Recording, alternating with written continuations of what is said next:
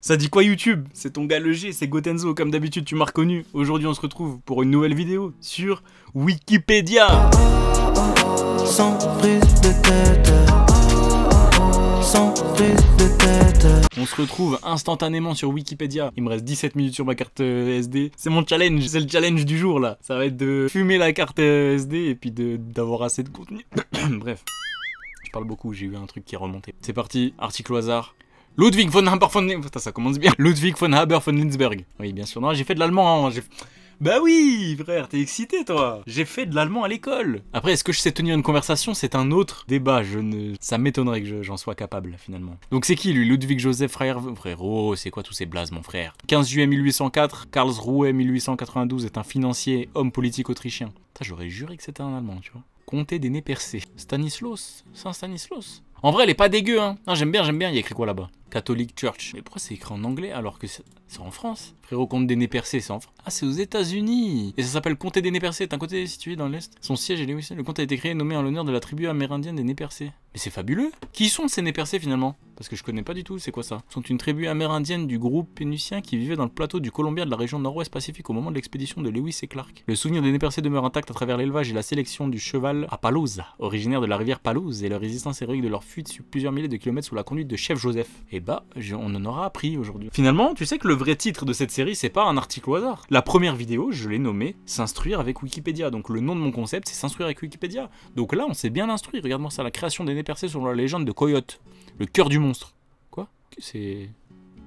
Mais c'est une dune, ça. Pourquoi ils sont excités, eux? Ils ont dit c'est le cœur du monstre, ça. Un jour, bien avant qu'il y ait des gens sur la Terre, un monstre descendit du Nord. Coyote ne pouvait plus rencontrer ça. Frérot, je vais te mettre le lien dans la description et tu vas lire ça, parce que là c'est long.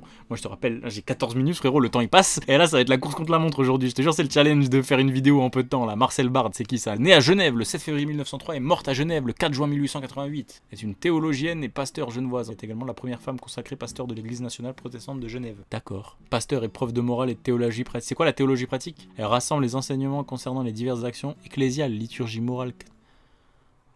Voilà, ça parle de religion, c'est en train de me perdre là. Kataoka Inosuke 6, né le 14 mars 72 à Sakai, à Osaka, au Japon. Cliquons sur Osaka, j'ai tellement envie d'y aller un jour. Mais regarde-moi ça. Région du Kansai, appelée région de Kinki, officiellement est une aire géographique située sur l'île de Honshu. Regarde-moi ça comme c'est beau. Ça a l'air ghetto quand même. Hein. Je vais pas faire le mec qui est à fond sur le Japon, tout ça. Ça a l'air très ghetto. Mais ça a l'air beau, hein, attention. Voilà, là-bas. Moi j'habiterais plus là-bas, tu vois. Ah ouais, non, ça je me suis trompé. Ça t'intéresse? Le monde de The Witcher? Tu vois là, on a Rivia, Lyria, Edirne, Sidaris, Verden, Sintra, Nazaire, Toussaint. On a les îles Skellige également là-bas, tu vois. Bref, pardon, c'était pas ça le sujet. Mais c'est parce que j'ai pas fait exprès. C'est dans mes favoris en haut et j'ai cliqué.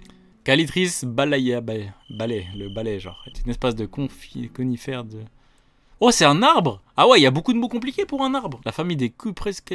Ah non, pas du tout, c'est quoi? Regroupe des plantes. C'est une plante? Oh mais non, mais ça c'est un arbre ça. Sénat, mais en fait il va nous faire toutes les fleurs là, ça y est. La séné ou cassis est un arbuste ornemental. C'est des menteurs! Regarde, mais c'est le monde à l'envers. Ils me disent c'est une plante, et ça ils me disent c'est un arbuste. Wesh, c'est une fleur ça, arrêtez de mentir. Liste des maires de Givry.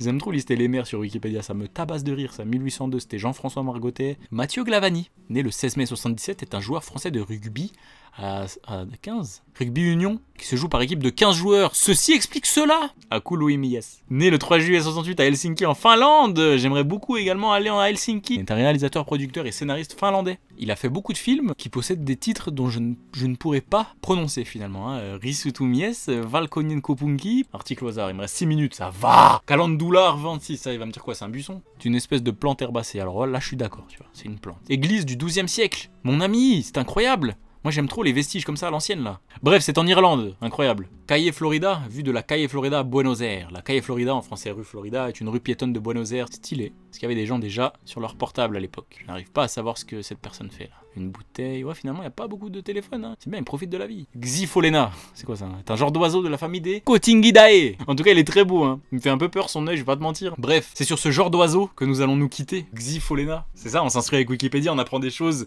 qui peuvent ne pas nous être utiles dans la vie de tous les jours finalement. Mais c'est ce qui fait le charme de cette série. J'espère que vous avez kiffé la vidéo d'aujourd'hui, c'était une dinguerie. Si c'est le cas, n'hésite pas à lâcher un like, à partager la vidéo à tous tes proches si t'as validé, à commenter, à me dire ton avis, à t'abonner à la chaîne si c'est pas encore fait. On se capte dans la prochaine vidéo. D'ici là, moi je te dis prends soin de toi, porte-toi bien, à la prochaine, ciao. Sans prise de tête, sans prise de tête, sans prise de tête. Sans prise de tête. Nouvel album sort, c'est plus de mon ressort. C'est pas moi qui vais dire aux gens ce qu'il faut qu'ils ressentent.